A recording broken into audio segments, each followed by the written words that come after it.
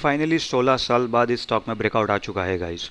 कुछ और दो ऐसे स्टॉक भी है जिसमें से एक स्टॉक ने 9 साल बाद और दूसरा स्टॉक ने 10 साल बाद ब्रेकआउट कर रहा है या ब्रेकआउट के लेवल्स पर आया है। तो चलिए गाइस, इस वीडियो में हम लोग कुछ ऐसे स्टॉक डिस्कस करेंगे जो अपने आने वाले टाइम में हम लोग को अच्छा मोमेंटम दे सकते हैं और अपने इंपॉर्टेंट रेजिस्टेंस लेवल या इंपॉर्टेंट लेवल्स का ब्रेकआउट कर रहे हैं। और वीडियो में आगे बढ़ने से पहले मैं आप लोगों को बता देता हूँ गाइस कि इस वीडियो में मैं जो भी स्टॉक्स डिस्कस करने वाला हूँ ये कोई भी बाई या सेल रिकमेंडेशन नहीं है। मैं सिर्फ और सिर्फ एजुकेशनल पर्पज़ के लिए ये वीडियो बना रहा हूँ, और दूसरा आप लोग को बताने के लिए कि मैं एनालिसिस कैसे करता हूँ, कौन से लेवल्स को मैं इंपॉर्टेंस देता हूँ, ये उन उस रिलेटेड वीडियो है। मैं आप सभी लोगों से रिक्वेस्ट करूंगा कि अगर आप लोगों को ये जो भी स्टॉक में डिस्कस करा हो या पिछले वीडियोस में मैंने जो भी स्टॉक डिस्कस करे इसके ऊपर अगर आपको बाय या सेल करना है तो अपना खुद का एनालिसिस कीजिए, या फिर जो भी आपका फाइनेंशियल एडवाइज़र होगा उनकी मदद लेके ही आप बाय या सेल करना। मेरे कहने पे या किसी और के कहने पे आप बाय या सेल बिल्कुल भी मत करना, ठीक है। तो चलिए गाइस, बिना कोई देरी के हम लोग ये वीडियो शुरू करते हैं। वीडियो शुरू करने से पहले मैं आप लोगों को बता देता हूँ, मेरा नाम है प्रशांत, आप देख रहे हैं इमर्जिंग बुल्स, और इस वीडियो में हम लोग कुछ स्टॉक्स डिस्कस करेंगे आने वाले हफ्तों के लिए, ठीक है। तो सबसे पहले तो हम लोग देख लेते हैं निफ्टी का चार्ट एज यूजुअल। तो निफ्टी का अगर हम लोग वीकली टाइम फ्रेम पर चार्ट देखें तो निफ्टी ने एक अच्छा मोमेंटम दिया है पिछले 2 हफ्ते से, और निफ्टी के लिए अभी एक रेजिस्टेंस है जो कि है 24,320 का। अभी ये रेजिस्टेंस ब्रेक होगा तो डेफिनेटली हम लोग को आने वाले हफ्ते में 25,000 के लेवल्स इजीली दिख सकते हैं हम लोग को निफ्टी में। बट सपोर्ट की बात करूँ तो 23,969 का या 23,900 के आसपास का आप सपोर्ट वो मान सकते हैं। 350-400 पॉइंट का रेंज है, ये काफ़ी इंपॉर्टेंट रेंज होगा। और मुझे ऐसा लगता है कि आने वाले हफ्ते में ये जो एटलीस्ट जो 8 जुलाई वाला जो हफ्ता है, ये हफ्ते में या उसके अगले हफ्ते में हम लोग को वोलेटिलिटी दिख सकती है या एक छोटा मोटा करेक्शन दिख सकता है। और इसका सिर्फ एक ही रीज़न जो मुझे दिख रहा है वो है कि आप अगर आप देखोगे 50 डे मूविंग एवरेज से निफ्टी काफ़ी ज़्यादा दूर चल रहा है वीकली टाइम फ्रेम पे, ठीक है। तो ये मुझे थोड़ी सी एक कंसर्न की बात लग रही है। अभी जो दूसरा अगर हम लोग दूसरा इंडेक्स हम लोग का एनालाइज करें जो कि बैंक निफ्टी, तो बैंक निफ्टी ने कहीं ना कहीं हम लोग को ये साइंस दे दिया है ऑलरेडी। अभी अगर बैंक निफ्टी का अगर मैं बात करूँ यहाँ पर, तो बैंक निफ्टी ने ऑलरेडी एक स्पिनिंग टॉप कैंडल बनाया है। Spinning top candle, doji candle, ये सब जो न्यूट्रल कैंडल होती है ये लोग का सबसे बड़ा स्पेशलिटी यही होता है कि इन लोग का हाई और लो बहुत ज़्यादा इंपॉर्टेंट हो जाता है। तो अगर हाई और लो की मैं बात करूँ तो हाई आ रहा है इसका 53,374 जो कि बैंक निफ्टी का ऑल टाइम हाई भी है, और 51,900 जो कि हम लोग जो कि इस स्पिनिंग टॉप कैंडल का सपोर्ट है। अभी इसके अंदर आप एक चीज़ इमेजिन करना कि ऑलरेडी 4 हफ्ते से बैंक निफ्टी एक अच्छा मोमेंटम दे चुका है, और बैंक निफ्टी के टॉप पे डोजी कैंडल बना है और उसके पहले एक ग्रीन कैंडल बना है। अगर इस हफ्ते अगर एक रेड कैंडल बन जाती है बैंक निफ्टी में, तो बैंक निफ्टी के टॉप पे एक इवनिंग स्टार पैटर्न बनेगा जो कि एक मल्टीपल कैंडल स्टिक पैटर्न है, ठीक है। मैंने ऑलरेडी एक कैंडल स्टिक पैटर्न का वीडियो बनाया है, अगर आपने नहीं देखा तो आप वो जाके देख सकते हो आपकी अंडरस्टैंडिंग के लिए, ठीक है। बट अगर बैंक निफ्टी के टॉप पे या कोई भी फॉर दैट मैटर कोई भी इंडेक्स या स्टॉक के टॉप पे अगर कोई भी एक बेरिश कैंडल स्टिक या चार्ट पैटर्न दिखता है तो उसमें गिरावट आने की पॉसिबिलिटी ज़्यादा होती है। तो अगर मेरे हिसाब से अगर मार्केट अगर गिरेगा या स्पेसिफिकली बैंक निफ्टी गिरेगा तो कहीं ना कहीं 49,000 के आसपास गिर सकता है, यानी कि 2,000-2,500 पॉइंट और नीचे बैंक निफ्टी गिर सकता है। मैं ये नहीं कह रहा हूँ कि ज़रूर गिरेगा उतना, बट गिरने की प्रोबेबिलिटी ज़्यादा है। और 49,000 अगर आपको ज़्यादा लंबा लग रहा है तो 50,800 तो आराम से गिरने की पॉसिबिलिटी है, ठीक है। अगर 4 हफ्ते में बैंक निफ्टी 49,800 से 53,000 अगर जा सकता है तो डेफिनेटली 2 हफ्ते में बैंक निफ्टी वापस 50,900 या 51,000 के आसपास के लेवल्स पे भी ज़रूर आ सकता है, ठीक है। तो इस बात का ज़रूर ध्यान रखना। तो चलिए गाइस, हम लोग स्टॉक्स की तरफ बढ़ते हैं। अभी जो पहला स्टॉक है वो है विप्रो। अभी मैं कितने पिछले 2-3 वीडियो से तो कह ही रहा था कि आईटी के स्टॉक्स हम लोग को ज़्यादा अच्छे लग रहे हैं, और आईटी में मैंने विप्रो का भी जिक्र ऑलरेडी पिछले कई वीडियोस में किया था। अभी विप्रो में खास बात क्या मैं आप लोग को बता देता हूँ। आप देखोगे विप्रो ने ये वाला जो रेजिस्टेंस लेवल है इस लेवल को पहले भी टेस्ट करा था समवेयर अराउंड 2021 में, ठीक है। ये लेवल का इसने ब्रेकआउट करा, इसने अपना ऑल टाइम हाई बनाया जो कि था 741 का। उसके बाद ऊपर डबल टॉप पैटर्न बनाया। जैसे मैं आप लोग को बैंक निफ्टी के बारे में बता रहा था कि कोई भी जो अपने जो कैंडल स्टिक पैटर्न या चार्ट पैटर्न कभी भी मार्केट के या उस स्टॉक के ऑल टाइम हाई पे बनते हैं तो हम लोग को एक अच्छा बेरिश मोमेंटम मिल जाता है। तो अगर आप देखोगे इधर एक डबल टॉप पैटर्न बना जो कि एक बेरिश साइन होता है, और उसके बाद विप्रो कितना ज़्यादा अच्छा नीचे गिर गया, और वो नीचे गिर के समवेयर अराउंड 347 के आसपास के लेवल्स पे पहुंचा था। फिर उसके बाद इधर अच्छा एक एक्यूमुलेशन हुआ और विप्रो ने एक अच्छा अपने जो इंपॉर्टेंट रेजिस्टेंस था जो कि था अप्रैल 2022 का, वो रेजिस्टेंस ब्रेक करना चाहा बट ब्रेक नहीं कर पाया, और 50 डे मूविंग एवरेज के सपोर्ट से और 200 डे मूविंग एवरेज के सपोर्ट से वापस विप्रो एक अपनी रैली कंटिन्यू कर रहा है। अभी अगर आने वाले हफ्ते में अगर विप्रो ने 547 का अगर ये लेवल ब्रेक किया तो आने वाले टाइम में डेफिनेटली हम लोग को इसके ऊपर 741 के लेवल हम लोग को मिल सकते हैं। डेफिनेटली इधर एक रेजिस्टेंस लेवल हम लोग को मिलेगा जो कि है 612 611 के आसपास का, बट उधर मेरे हिसाब से विप्रो थोड़ी दिन कंसोलिडेट करके फिर ब्रेकआउट करने की पॉसिबिलिटी अच्छे से रखता है, और मेरे हिसाब से ये हम लोग को टारगेट्स मिल सकते हैं। मैं ये नहीं कह रहा कि ज़रूर मिलेंगे, बट मिलने की प्रोबेबिलिटी ज़्यादा है। अभी जो दूसरा स्टॉक है वो फार्मा सेक्टर का one of my favourite stock है, वो है लुपिन। ये स्टॉक के बारे में तो मैंने काफ़ी बारी जिक्र किया है। मैंने ये शायद से जो मुहूर्त ट्रेडिंग के टाइम पे भी मैंने ये स्टॉक आप लोग को बताया था, मुझे याद नहीं, शायद उसके आसपास में कभी बताया था, एक बार आप जाके देख लेना। मैंने इस लेवल पे वो स्टॉक को डिस्कस करता है 1257 अभी तक ये लेवल्स है, और ये जो दो लेवल है हम लोग के टारगेट्स थे जो कि थे 1535 और 1700 के आसपास के लेवल। ठीक है, अभी उसी लेवल के पास ही लुपिन ने दोनों हम लोग के टारगेट देने के बाद कंसोलिडेट कर रहा है पिछले फरवरी से लेके 2024 के फरवरी से लेके जून 2024 तक, यानी 5-6 महीना कंसोलिडेट करने के बाद ये लेवल का ब्रेकआउट हो चुका है। और जो ये लेवल ब्रेकआउट हो चुका है, अभी इसका जो मुझे क्या बोलते हैं, जो एक्सपेक्टेड टारगेट है, अगर मैं मंथली टाइम फ्रेम पर आप लोग को लेके जाऊँ तो उसका ऑल टाइम हाई हो सकता है जो कि समवेयर अराउंड 2150 के आसपास का लेवल बन रहा है। अगर प्रिसाइज बात करूँ तो ऑल टाइम हाई इसका 2126 के आसपास का लेवल है। अभी करंट मार्केट प्राइस है इसका 1770, तो 1770 से 2150 यानी कि 400-500 पॉइंट हम लोग को लुपिन में मिल सकता है, जो कि समवेयर अराउंड 25-30% बन रहा है। ठीक है, तो इस स्टॉक पर मेरी डेफिनेटली नज़र रहेगी, और जैसा कि आप सभी लोग को पता है कि Lupin one of my favourite stocks as far as pharma industry is concern. ठीक है, अभी हम लोग का अगला स्टॉक देखते हैं, यह है ग्लेनमार्क फार्मा। ठीक है, अभी ग्लेनमार्क फार्मा की बात मैं आपको बताता हूँ, मैं मंथली टाइम फ्रेम पर आपको लेके जाता हूँ। मंथली टाइम फ्रेम पर अगर आपको लेके जाओ तो आप देखोगे कि ऑलरेडी ग्लेनमार्क फार्मा ने इस लेवल को टेस्ट करा था 2015 जुलाई में। ठीक है, तो आज से 9 साल पहले, एग्जैक्टली 9 साल पहले जुलाई में ही इस लेवल का टेस्ट हुआ था। और जिस लेवल का ऑलरेडी उसने ब्रेकआउट कर दिया, तो ये लेवल है 1259 का। ये लेवल को टेस्ट करने के बाद, जो कि उस टाइम पे इसका ऑल टाइम हाई था, ऑब्वियसली ऑल टाइम हाई के बाद सस्टेन नहीं कर पाया ज़्यादा दिन, उसके बाद ग्लेनमार्क फार्मा नीचे गिर गया, फिर ऊपर जाने की कोशिश किया बट नहीं कर पाया, और नीचे गिर के अच्छा खासा एक डाउ थ्योरी को फॉलो करते अच्छा खासा नीचे गिर चुका था। फिर उसके बाद कहीं ना कहीं 221 के लेवल पर इसके ऊपर अच्छी बाइंग हुई और मोमेंटम आया, फिर उसके बाद पुल बैक और 200 डे मूविंग एवरेज और 50 डे मूविंग एवरेज के बाद सपोर्ट लेके उसके बाद ग्लेनमार्क फार्मा ने रुकने का नाम ही नहीं लिया है।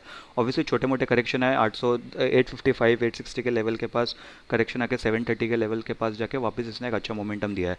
बस अभी ग्लेनमार्क फार्मा में 2-3 चीज़ मुझे थोड़ी कंसर्निंग लग रही है। अगर आप देखोगे तो मंथली टाइम फ्रेम के हिसाब से नवंबर 2023 से लेके अभी तक, यानी कि पिछले 8 महीने से एक भी कोई रेड कैंडल या कोई ऐसी क्या कहते हैं आप डोजी टाइप कैंडल नहीं बनी, किधर भी पॉज नहीं मिला है, ये लगातार ब्रेकआउट करता जा रहा है। वीकली टाइम फ्रेम की बात करो तो वीकली टाइम फ्रेम के हिसाब से तो ऑब्वियसली एक अच्छा इधर एक छोटा सा पुल बैक लेके ब्रेकआउट कर चुका है फाइनली ये लेवल। वीकली टाइम फ्रेम के हिसाब से तो ये क्लोजिंग आ चुकी है, बट मेरे हिसाब से अगर ये जेन्युइन ब्रेकआउट अगर होगा, या मैं एटलीस्ट कॉन्फिडेंटली इसमें ट्रेड करना सोचूंगा, तो मुझे एक और एक पुल बैक इधर चाहिए और फिर उसके बाद इसका ब्रेकआउट हो, या फिर एटलीस्ट कुछ दिन इधर एक्यूमुलेट करे और मतलब कंसोलिडेट करे, उसके बाद ब्रेकआउट हो, तो मैं और कॉन्फिडेंटली इसके अंदर पोजीशंस अपनी बना सकता हूँ। फिलहाल मैं इसके अंदर अपनी 10-20% क्वांटिटी के अंदर एंटर करूँगा डेफिनेटली, क्योंकि अगर मेरा सेटअप बन रहा है तो मैं ट्रेड करना पसंद करूंगा इसके अंदर, मुझे ट्रेड मिस करना बिल्कुल पसंद नहीं है। तो मैं इसके अंदर 10-20% क्वांटिटी तो एंटर करूंगा ही। और ये अभी जो ब्रेकआउट लेवल के बाद हम लोग का जो रेंज कैलकुलेशन मेथड है उसके हिसाब से अगर मैं टारगेट्स की बात करूँ तो इसके टारगेट्स आ रहे हैं समवेयर अराउंड 2362।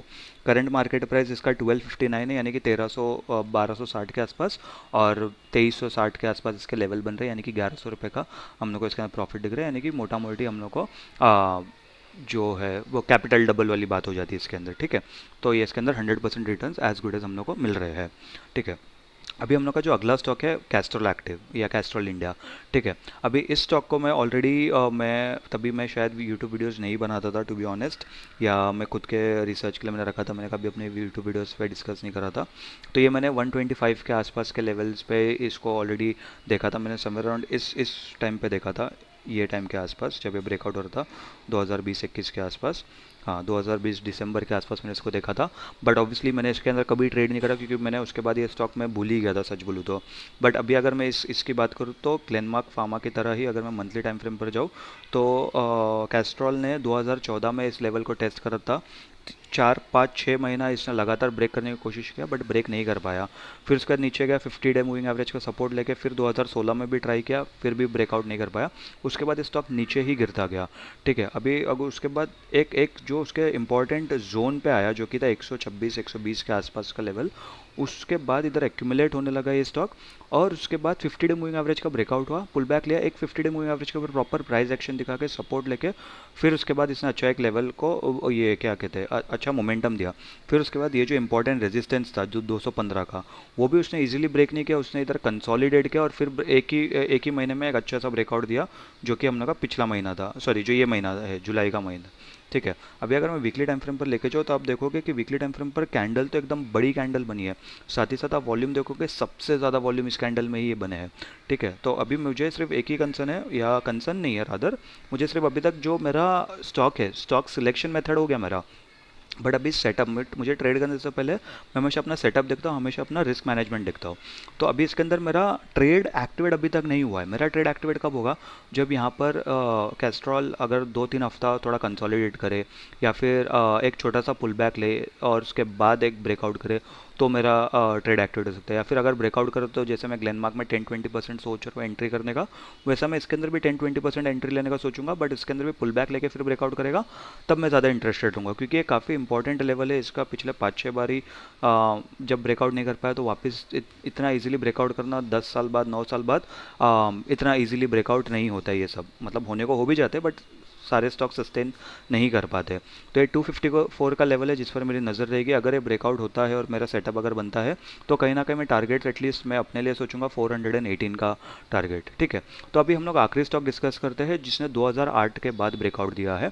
अभी वो स्टॉक डिस्कस करने से पहले गाइज मैं आप लोगों को बता देता हूँ कि अगर आप लोगों को ये वीडियो पसंद आ रहा है तो प्लीज़ इस वीडियो को लाइक कर दीजिए, चैनल को सब्सक्राइब कर दीजिए, वीडियो को शेयर कर दीजिए और कमेंट करके बताइए इसमें से आपको कौन सा एनालिसिस पसंद आया या कौन से और स्टॉक में आप लोग को मेरा एनालिसिस देखना है या कोई भी मेरा इनपुट्स आपको जानना है। ठीक है, तो जो आखिरी स्टॉक है हम लोग का आज के दिन का वो है इज़्मो लिमिटेड, यानी या आई एज़्मो एल टी डी। ठीक है, आई एज़्मो लिमिटेड। ठीक है, अभी इस स्टॉक को मैंने कोई तो वीडियो में डिस्कस करा था। ठीक है, अभी और इस स्टॉक की मेरी नज़र है ना कहीं यहाँ पर थी, इस लेवल के आसपास। ये लेवल का जब इसने ब्रेकआउट करा था 151 का, और इसके इसने जब पुल बैक किया था तो मेरी इस लेवल के आसपास नज़र थी, क्योंकि यहाँ पर 50 डे मूविंग एवरेज भी था। बट मैंने कैस्ट्रॉल की तरह ही इसमें भी कभी एंट्री नहीं लिया क्योंकि मैं भूल गया था अगेन, तो मुझसे ये स्टॉक भी मिस हो चुका था। और अगर मैं तभी एंट्री बनाता था 151 से ऑलरेडी मुझे 400 के आसपास के लेवल तक मेरे टारगेट बनते थे, या फिर एटलीस्ट मैं 300 के आसपास तक, तो जो 319 का जो लेवल है यहाँ तक तो होल्ड करता ही होता, तो मेरा एटलीस्ट इसके अंदर 100% का रिटर्न ऑन इन्वेस्टमेंट हो गया था। बट ठीक है, अभी फिलहाल मुझे ये स्टॉक अच्छे लेवल पर मिल रहा है। अगर मैं देखूँ इसका मंथली टाइम फ्रेम पर अगर आपको दिखाऊँ मैं मंथली टाइम फ्रेम पर अगर लेके चलो तो ये आइज़्मो ने, और इसका आईपीओ आया था 2007 में। आईपीओ में गिरने के बाद इसने एक अच्छा अपना ऑल टाइम हाई बनाया, उसके बाद इस लेवल पे यानी कि 394 के आसपास के लेवल पे 2 महीना ट्राई किया ब्रेक करने का, बट ब्रेक नहीं कर पाया। उसके बाद ये स्टॉक गिर के समवेयर अराउंड 8 9 रुपये के आसपास आ गया, और उसके बाद 2008 से लेके कहीं ना कहीं अगर आप देखोगे तो 2021 तक इसे कंसोलिडेट किया। 2021 में इस लेवल को ब्रेकआउट करना चाहा, नहीं ब्रेक कर पाया, ब्रेकआउट फेल होकर वापस उस कंसोलिडेशन जोन में आ गया, और फिर फाइनली 2023 में इसका ब्रेकआउट हुआ, और उसके बाद इसने प्राइस एक्शन बना के अच्छा मोमेंटम कंटिन्यू कर रहा है। अभी मंथली टाइम फ्रेम पर तो इसका ब्रेकआउट आ चुका है, बट और अगर हम लोग मंथली टाइम फ्रेम के हिसाब से मैं इसका एनालिसिस किया, बट अगर मैं वीकली टाइम फ्रेम पर भी देखूँ तो वीकली टाइम फ्रेम पर भी अच्छी बड़ी कैंडल के साथ इसका ब्रेकआउट हुआ, साथ ही साथ वॉल्यूम्स भी अच्छे हैं एज़ कम्पेयर टू अगर हम लोग देखें 2023 के बाद इतने अच्छे वॉल्यूम इसमें कभी नहीं आए। तो ये पिछले 1.5 साल में अच्छा वॉल्यूम भी है।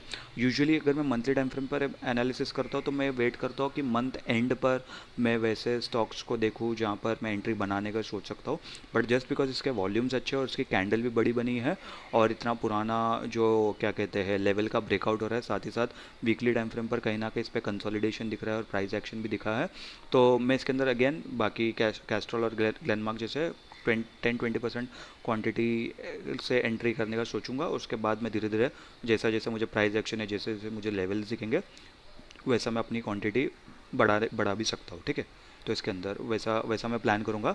बट जो भी है मैं इसके अंदर धीरे धीरे ही प्लान करूँगा, यूजुअली मैं धीरे धीरे ही प्लान करता हूँ। बाकी अगर रही टारगेट की बात, तो ये जो लेवल है इसका ब्रेकआउट लेवल था 397, तो हो सके जितना मुझे 397 या 400 के आसपास के लेवल्स पर मुझे स्टॉक लेने मिले, मैं उतना ज़्यादा क्वांटिटी लेने का सोचूंगा। अगर ज़्यादा दूर जाता रहेगा तो मैं उतना कम क्वांटिटी कर भी सकता हूँ उसके अंदर, ठीक है। और लेवल टारगेट की बात करूँ तो कहीं ना कहीं 795 का मुझे एक अच्छा टारगेट दिख रहा है इसके ऊपर, अगर हम लोग रेंज कैलकुलेशन मेथड के हिसाब से देखें तो, ठीक है। तो चलिए गाइज, आई होप आपको ये वीडियो पसंद आया होगा। तो वीडियो पसंद आया तो जैसे मैंने आप लोगों को पहले बताया, वीडियो को लाइक कर दीजिए, चैनल को सब्सक्राइब कर दीजिए, वीडियो को शेयर कर दीजिए, और आप लोग और कमेंट करके भी डेफिनेटली बताना कि आप लोग को ये वीडियो कैसा लगा, और आप लोग को आने वाले टाइम में कौन से वीडियोज़ चाहिए, कौन से शेयर पे मेरा इनसाइट्स चाहिए, ठीक है। मैं आपसे मिलता हूँ अगले वीडियो में।